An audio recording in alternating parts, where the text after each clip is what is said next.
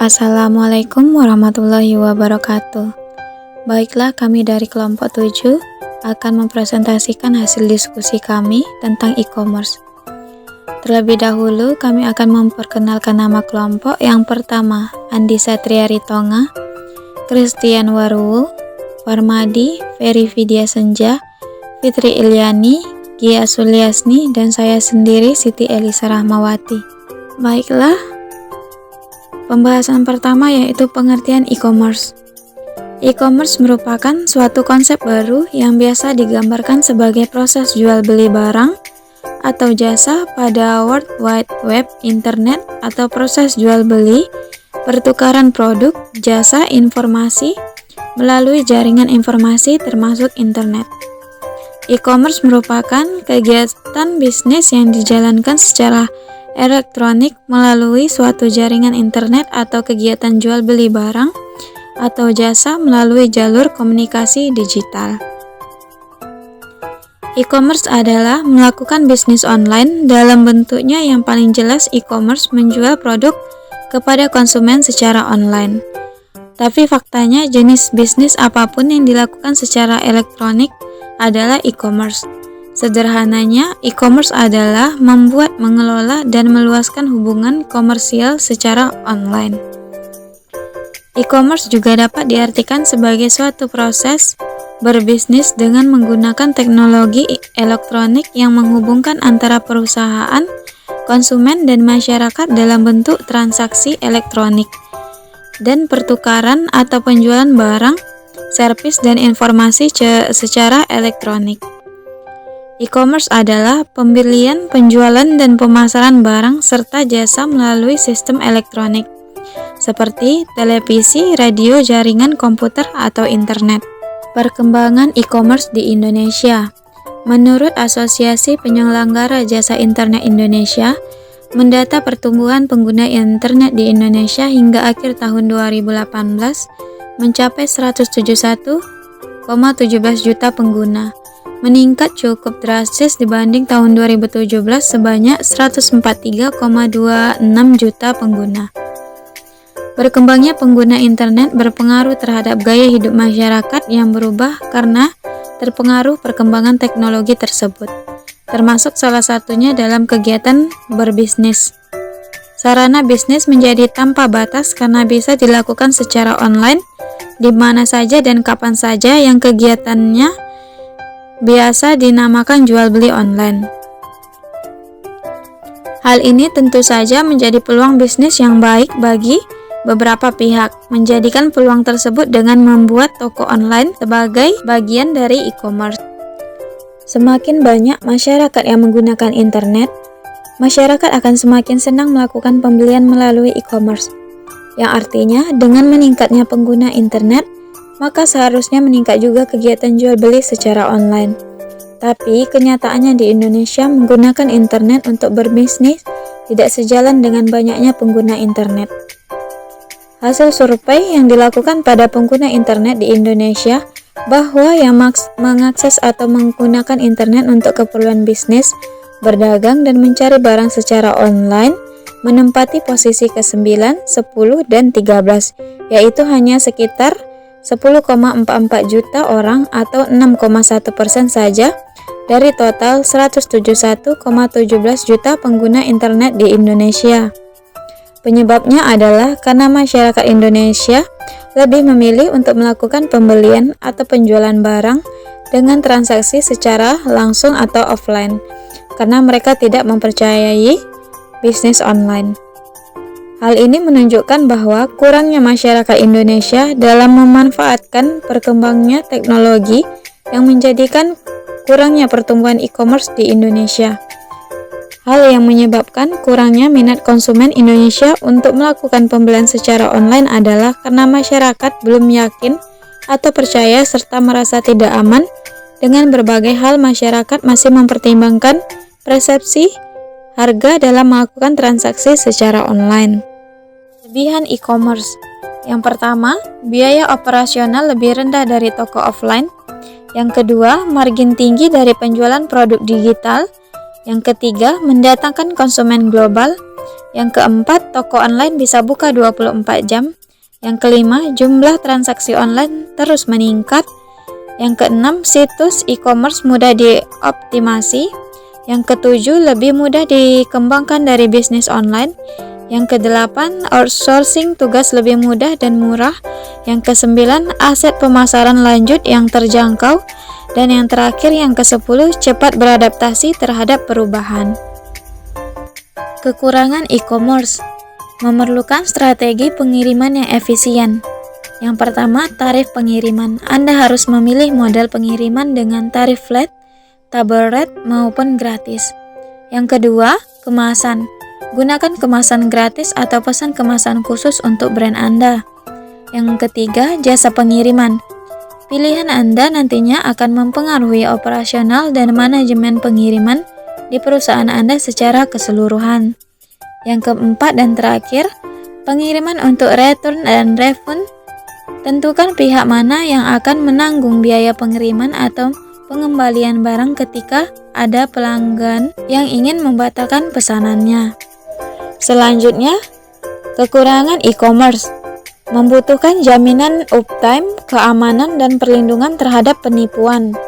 Salah satu tantangan yang Anda hadapi ketika membuka toko online adalah memilih layanan hosting mana yang mampu melindungi keamanan dan menjamin uptime dari bisnis. Tingkat pengembalian barang lebih tinggi karena pelanggan tidak bisa mencoba atau melihat produk secara langsung sebelum membeli, maka wajar jika tingkat pengembalian lebih sering terjadi pada bisnis online. Persaingan tinggi. Hingga saat ini sudah ada ribuan hingga jutaan bisnis online di internet sehingga tingkat persaingan pun semakin ketat setiap harinya. Pembayaran pada e-commerce. Yang pertama, pembayaran kartu kredit atau Visa. Ini adalah jenis yang paling umum dilakukan pada transaksi online. Menggunakan kartu kredit untuk pembayaran merupakan salah satu yang paling populer dilakukan. Karena kemudahan yang ditawarkan, pemegang kartu hanya diminta untuk memasukkan data kartu kredit, maka proses pembayaran secara otomatis. Yang kedua, transfer bank. Selain pembayaran menggunakan kartu kredit, ini adalah salah satu cara pembayaran yang paling sering digunakan. Transfer dapat dilakukan melalui mesin ATM, internet banking, maupun mobile banking. Walau mungkin metode pembayaran ini merupakan proses yang lebih panjang karena hanya dilakukan secara manual, namun masih populer dilakukan karena terhitung lebih aman, apalagi tidak semua orang punya kartu kredit atau debit Visa. Yang ketiga, debit Visa. Hampir serupa dengan cara pembayaran penggunaan kartu kredit pada beberapa jenis kartu debit dari bank tertentu. Juga bisa dilakukan untuk transaksi online. Yang membedakan debit online dengan kartu debit biasa adalah secara tercantumnya logo Visa di kartu debit. Fungsinya bisa menjadi kartu debit biasa dan bisa juga berubah alat pembayaran pada transaksi online. Contohnya kartu dari Genius. Yang keempat, rekening bersama. Jenis pembayaran yang kian berkembang ini punya tujuan untuk sama-sama melindungi penjual dan pembeli. Rekening bersama ini melibatkan pihak ketiga yang bertujuan untuk menahan dana sampai transaksi selesai dilakukan dan barang sampai dari tangan penjual ke pembeli secara utuh. Yang kelima, cash on delivery (COD). Walau transaksi pembelian mungkin dilakukan secara online, namun proses pembayaran pada sistem COD dilakukan secara offline antara penjual dan pembeli. Yang keenam, e-wallet. Satu yang cukup berkembang dewasa ini adalah penggunaan dompet elektronik atau yang kita kenal dengan e-wallet. Walaupun masih ada keterbatasan layanan pembayaran hanya di merchant tertentu yang bekerjasama. Namun kedepannya prospek e-wallet dapat berkembang lebih jauh sebagai alat pembayaran online. Yang ketujuh, tunai di gerai retail. Pembayaran lewat gerai retail seperti Indomaret, Alfamart, kantor pos Indonesia hingga JNE juga bisa dilakukan. Platform e-commerce Indonesia. Yang pertama, Bineka.com. yang kedua Ralali, yang ketiga Tokopedia, yang keempat Shopee, yang kelima JD.id, yang keenam Lazada. Kasus-kasus e-commerce. Yang pertama, sebanyak 13 juta akun pengguna Bukalapak dihack. Pada tahun 2019 lalu, 13 juta pengguna Bukalapak diretas oleh hacker asal Pakistan. Intan Wibisono selaku Kepala Komunikasi Korporat Bukalapak memberikan keterangan resmi. Bukalapak memang mengonfirmasi ada upaya peretasan di situsnya. Namun, dia mengklaim tidak ada data penting dan informasi pribadi yang berhasil didapatkan, seperti user password ataupun data finansial. Ia melanjutkan bahwa Bukalapak akan terus melakukan Bukalapak akan meningkatkan sistem keamanannya. Demi memastikan keamanan dan kenyamanan para penggunanya, mereka juga akan memastikan data penting pengguna tidak disalahgunakan. Yang kedua, Tokopedia pernah kebobolan 91 juta akun. Pada Juli 2020, Lembaga Riset Cyber Indonesia Communication and Information System Security Research Center menemukan bahwa ada orang yang membeli data 91 juta pengguna akun e-commerce Tokopedia yang bocor beberapa pada Mei lalu dan mengedarkan tautan unduhannya melalui Facebook. Menanggapi hal itu, VP or Corporate Communication Tokopedia, Nuraini Razak angkat bicara. Menurut dia, pihak ketiga yang tidak berwenang telah mengunggah informasi secara ilegal di media sosial dan forum internet terkait cara mengakses data pelanggan Tokopedia yang telah dicuri. Kami ingin menegaskan bahwa itu bukanlah upaya pencurian data baru dan informasi password pengguna Tokopedia. Tetap aman terlindungi di balik ekskripsi, katanya kepada IDN Times. Menurutnya, pihak telah melaporkan hal ini ke pihak kepolisian. Dia mengimbau seluruh pihak untuk menghapus segala informasi yang memfasilitasi akses ke data yang telah diperoleh melalui cara pelanggaran hukum. Yang ketiga, sebanyak 1,1 juta data pengguna Redmart milik Lazada juga diretas. Pada Oktober 2020 lalu, tercatat 1,1 juta data pengguna sebelum supermarket online Redmart milik Lazada diretas. Banyak informasi pribadi yang diperjualbelikan seperti nama, nomor telepon, email, alamat, password, hingga nomor kartu kredit penggunaan Redmart. Pihak Lazada membenarkan upaya pencurian data pengguna Lazada, menyatakan data-data tersebut dicuri dari database Redmart yang dihosting oleh penyedia layanan pihak ketiga. Meskipun demikian, Lazada mengklaim data yang dicuri peretas adalah data kadaluarsa. Masuk ke kesimpulan. Kemajuan zaman ditunjukkan melalui kemajuan pada bidang teknologi.